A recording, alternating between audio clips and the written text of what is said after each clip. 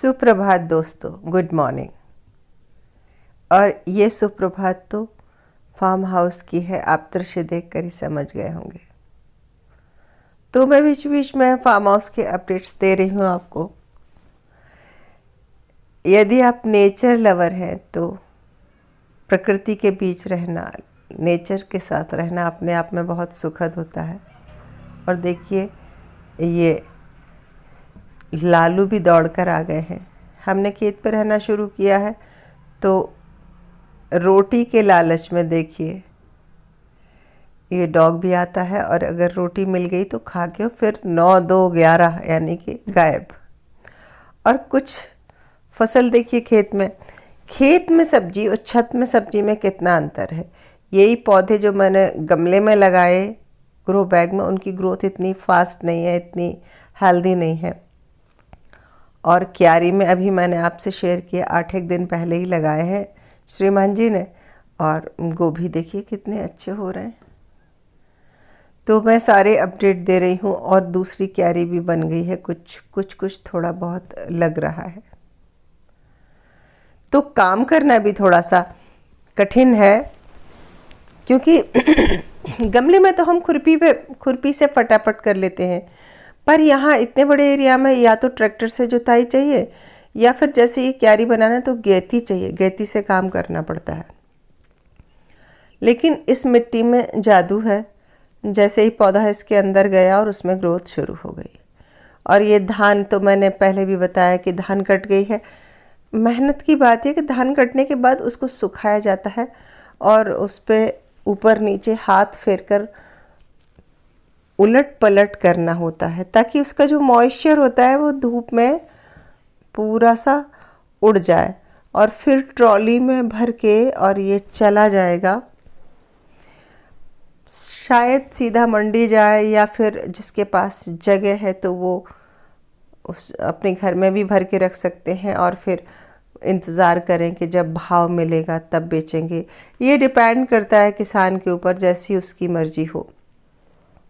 और ये धान राइस मिल जाता है और वहाँ से इसका छिलका हटा के और चावल तैयार होता है। तो मुझे ज़्यादा नहीं पता है इसकी प्रोसेस के बारे में, जैसे जैसे पता होगा वो मैं आपसे शेयर करूँगी। कौन सा धान है, कौन सी वैरायटी है, बासमती है या कुछ और है, मुझे वो भी नहीं पता, क्योंकि अभी खेती ये सब बच्चे कर रहे हैं तो मैं भी सीख रही हूँ ये।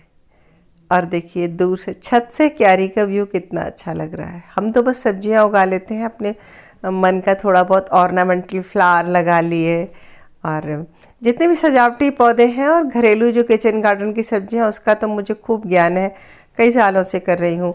पर धान वगैरह का मुझे नहीं पता है, लेकिन मुझे मालूम है वहाँ रहना शुरू करूँगी तो मैं वो भी सीख जाऊँगी।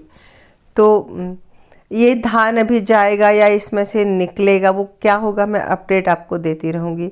और हो सकता है कि बच्चे से ऐसे के ऐसे धान सेल कर दें, क्योंकि एक बार बच्चे कह रहे थे कि धान से जो हम निकलवाते हैं, यानी कि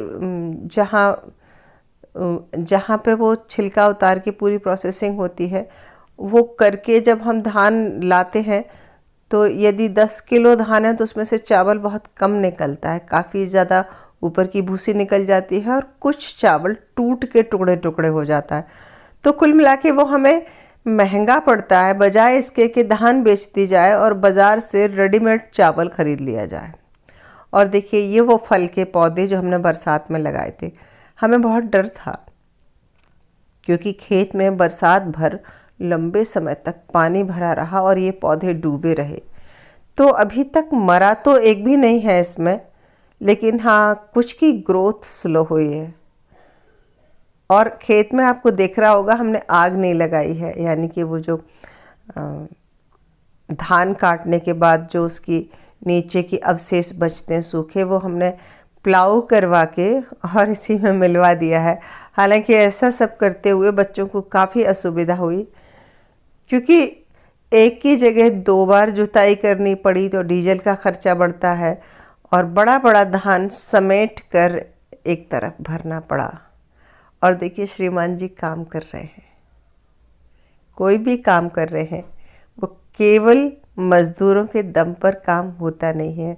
मैं टेरेस गार्डनिंग भी करती हूँ, तो 2 घंटे सुबह 1 घंटे शाम का डेली का अपना श्रम होता है, मेहनत होती है, तब जाकर कहीं कुछ रिज़ल्ट मिलता है और इसमें एक सुख भी मिलता है।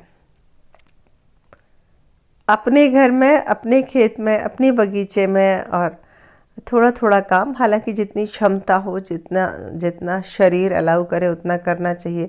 तो ये खाद का ढेर यहाँ पड़ा हुआ था, तो इसमें से कुछ खाद लेकर पौधों के चारों तरफ डाल रहे हैं। फलदार पौधे हैं और अभी ये छोटे हैं, यानी इसी साल के हैं। हम इनकी जितनी सेवा कर लेंगे, और ये गोबर की खाद है तो ये एक तरह से ऑर्गेनिक मटेरियल भी है। हम चाहें तो इसमें अभी DAP, यूरिया, ये सब भी दे सकते हैं और उसका परिणाम ये भी होगा कि पौधे ग्रोथ भी लेंगे। पर हम कोशिश कर रहे हैं कि जितना एरिया ये फ्रूट्स वाला है, इसको तो कम से कम हम ऑर्गेनिक करके रखें जिसमें प्लांटेशन है। बाकी जो खेत में फसल बच्चे लगाएंगे तो वो तो अपने सुविधा से ही लगाएंगे। और वैसे बच्चे भी कोशिश करते हैं कि वो एकदम बंद तो नहीं कर रहे हैं, लेकिन थोड़ा खाद की मात्रा बहुत कम करके ज़रूर डाल रहे हैं। तो देखते हैं कैसा क्या होता है। फ्रूट्स में हमने सिर्फ गोबर के खाद से काम चला लिया है। और जहाँ तक फल के बगीचे की बात है, तो 3 साल तक तो इनकी बहुत केयर करनी पड़ेगी। ख़ास करके ये भी, ठंड तो निकल जाएगी लेकिन ठंड के बाद जो गर्मी आएगी, वो पहली गर्मी में एक्स्ट्रा केयर करनी पड़ेगी। मेरे ख्याल से इसके चारों तरफ मल्च करना पड़ेगा और पानी तो खैर लगेगा ही लगेगा। वो जो भी उस समय जो चैलेंज आएगा मैं आपसे शेयर करूंगी, क्योंकि जो छोटा पौधा है उसमें वो मई जून की तेज़ धूप सहन करने की क्षमता नहीं होती।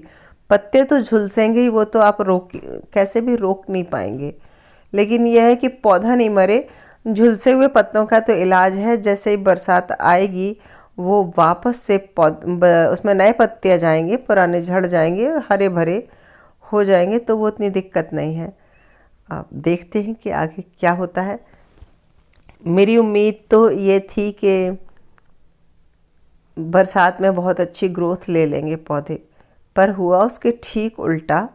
हाँ, बरसात हुई और ज़्यादा बरसात हुई तो बजाय ग्रोथ लेने के पौधों की ग्रोथ वहीं रुक गई, मरे नहीं।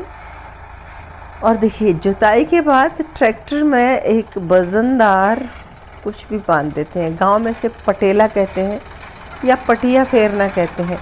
इससे खेत एकदम प्लेन हो जाता है। वही प्रोसेस ये हो रही है, यानी कि पहले एक बार इस खेत में पूरी, आधे में दहन था, आधे में पूरे में घास उगाई थी। वो घास कटवाई, वो भी ट्रैक्टर में ही एक इक्विपमेंट लगा के वो कटवाई, फिर वो घास हटवाई, फिर 2 बार ट्रैक्टर और चला। अब तीसरी बार ये पटेला कर रहे हैं। और इस बीच एक बार पटेला से पहले पानी देंगे, पलेवा करेंगे, ताकि जो ढेले हैं वो पानी से फूट जाए। फिर वो पटेला बांध के या पटिया बांध के सीधा प्लेन कर देंगे, और जब प्लेन हो जाएगी तब खेत में होगी बुआई। तो इतनी सारी लंबी चौड़ी प्रोसेस के बाद किसान के हाथ में थोड़ी सी फसल आती है, और हम जो शहर में रहते हैं वो इसका मूल्य शायद नहीं समझ सकते, या कि जो गांव गिरांव से जुड़े हैं, खेत खलिहान से जुड़े लोग हैं, वो शायद तो किसान की कुछ मेहनत को समझें। और बाकी कैसा लगा वीडियो कमेंट करके ज़रूर बताएं। मिलते हैं अगले वीडियो में। नमस्कार।